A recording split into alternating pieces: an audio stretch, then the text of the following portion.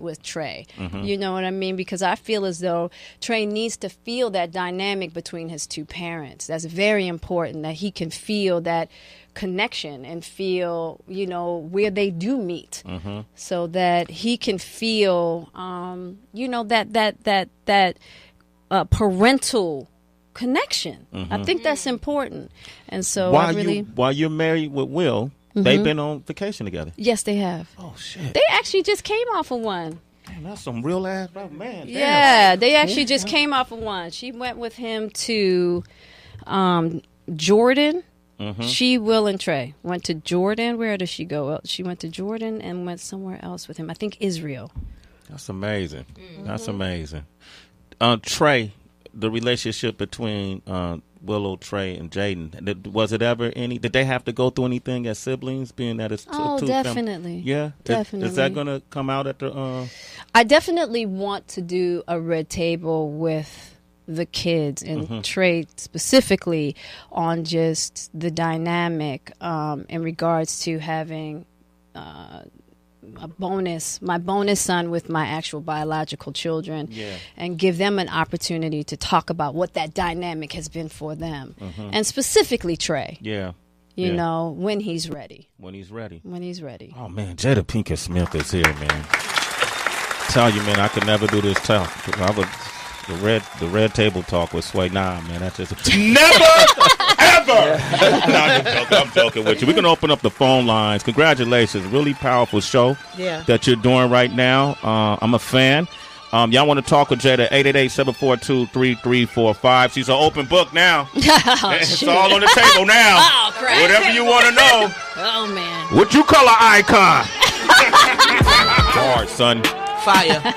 Jada Pinkett Smith is here. Yo, You call it icon. You got a favorite Jaden song that you rock to at the house, maybe? Oh man, what's my favorite? It's a couple of joints that he never released. Yeah, it's a couple of joints that he's never released that I jam to on my phone. You know, when I get the gift of my kids sending me music, I'm like, send me what you were working on in the studio. Nah, Ma, you gotta wait. But sometimes they bless me.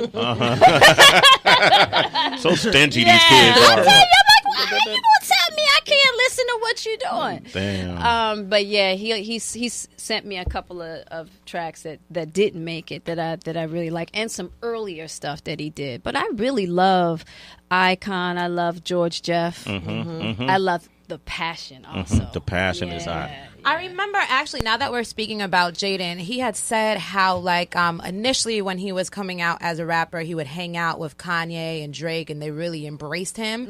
But then when they saw he was taking this game very seriously, they were like, oh, wait, you're just competition. You're another competitor. Is there, like, a form of ageism? We often hear it with older folks, but is there a form of ageism with welcoming younger rappers? Has he spoken about that? Yeah, I don't think that he necessarily saw it that way. I think that was misquoted. Okay. Yeah, that wasn't that. He actually cleared that up. That was actually a misquote. He wasn't talking about Kanye and he wasn't talking about Drake, because these are actually artists, you know, specifically Drake, that he has looked up to, you know. And so he did clear that up. But I don't know if there's necessarily ageism all the time. I just think that you just got to prove yourself. Facts.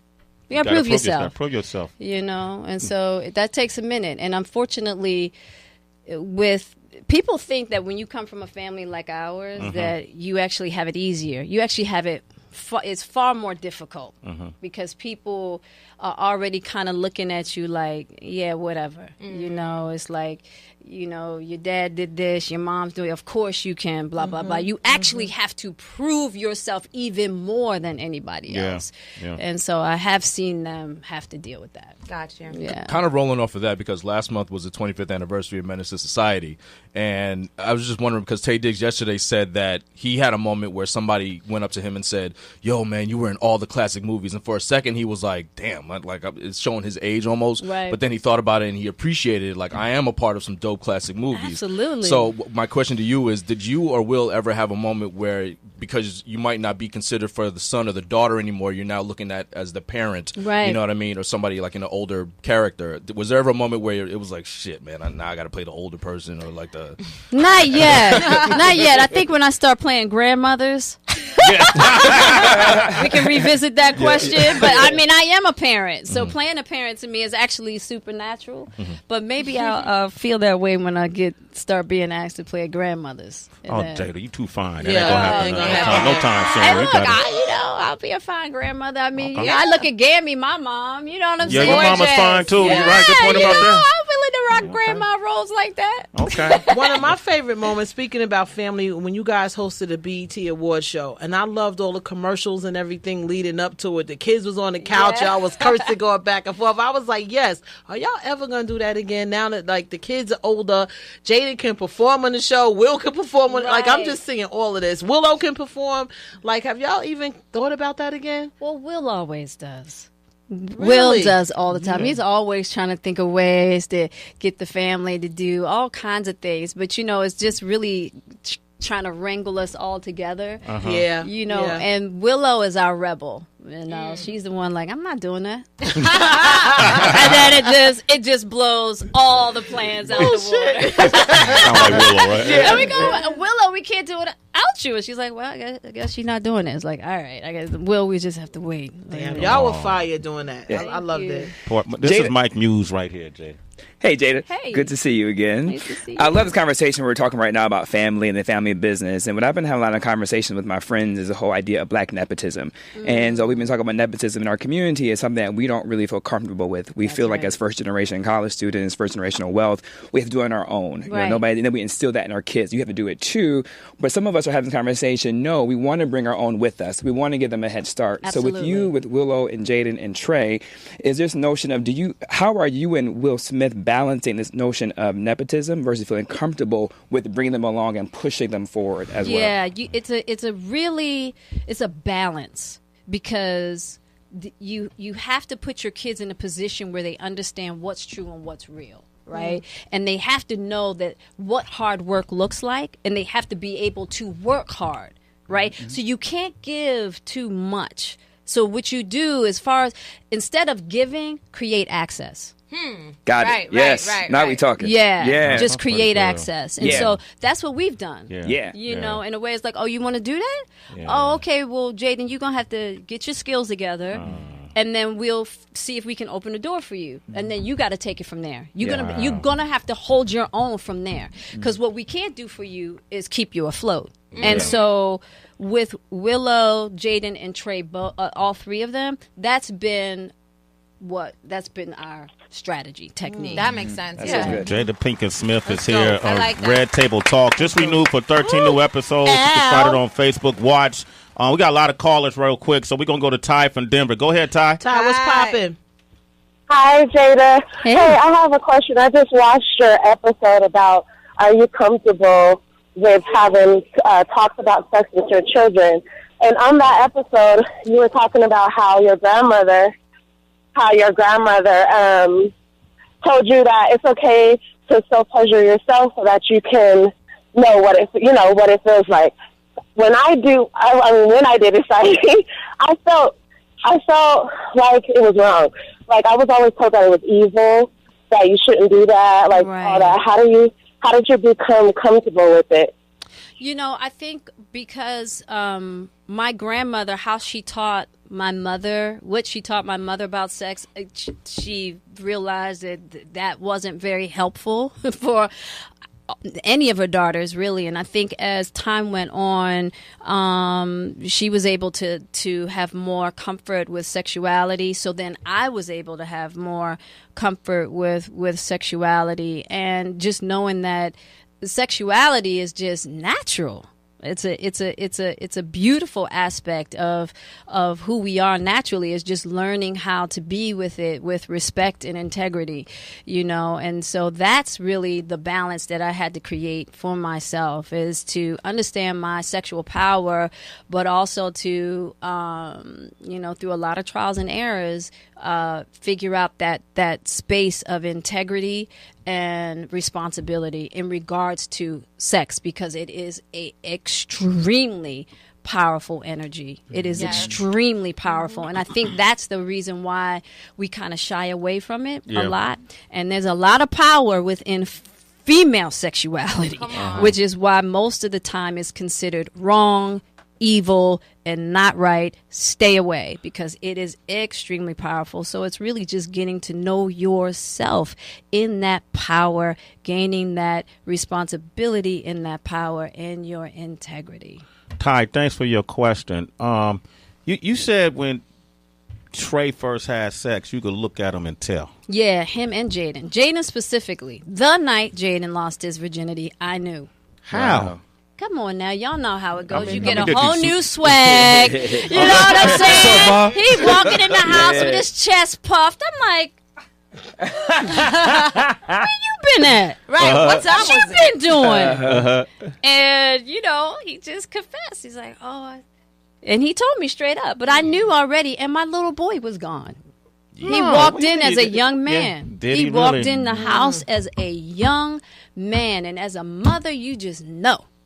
How old was he when that happened? You remember? How old was he? I don't remember. I'm not going to give you that tea. Okay. I'll let Jaden tell you that one. Hey, I respect it. Okay. You said I tried to slip that in. But you could tell. You can tell. Huh? I could tell. Definitely. Wow. Okay. We're going to take one or two more calls. Tina's on the line from Atlanta. Go ahead, Tina. Hi, Tina. Hey, hi guys. Hey, Jada. Hey. I just wanted to say that something that you said really resonated with me about how, you're going to be down for Will, no matter what. He doesn't even have to worry about that for the rest of his life. Mm-hmm. Like, I really understand, where you're coming from with that. But, somebody had to ask, when there is, like, a small indiscretion, how do you guys get past that? When there's a what? A small indiscretion? Yeah. If there's, like, an indiscretion on, whoever's part, Uh-huh. Yeah, you come across lots of different kinds of indiscretions in all kinds of relationships. And let me tell you something. The one thing that I've learned, as much as we wish our partners could be perfect, as much as we wish that they never hurt us, as much as we wish that they came into relationships with no flaws and had everything figured out, we don't. And inevitably, all kinds of things, whether it's, kind of understanding trust or understanding, figuring out, are you a person that can hold down monogamy? Are you a polyamorous individual? Whatever the hell, right? Relationships really are about self-discovery, believe it or not. That's what I found for me, that being in a relationship really teaches me more about myself than anything, and how I have to be more for myself. And being able, as I become more for myself, I can look at my partner and go, I can see what his flaws are. I can see where his hurts and his traumas are, and how sometimes people's actions reflect hurts and traumas. And there's no way to get into a relationship with somebody that you're not going to come up against those hurts and traumas. Now, the difference is, do you have somebody that's willing to work through their hurts and traumas? Exactly. You know what I'm saying? In order to get on the other side so that they can curb behavior that might be hurtful, but the real deal is that I've learned how to love in my life unconditionally as I've learned how to love myself unconditionally, you know. And when Will and I come to the red table to really talk about what our journey has been and whatever our experience has been, I would say to individuals, do not try this at home. This is not for everyone, you know. But what I will say to you is that I do think that in relationships we do have to kind of dissolve. You go through a stage of romance, and then you go and you meet the god or the goddess in a person, and then as time goes on, you meet more of the human. Right. More of the And human. we have to learn how to embrace that human as much as we embrace that God feel, that God or goddess aspect that we see in the person that we love. And that's why I feel like unconditional love is, man, it's a powerful, powerful heart space. Jada Pinkett Smith, shit.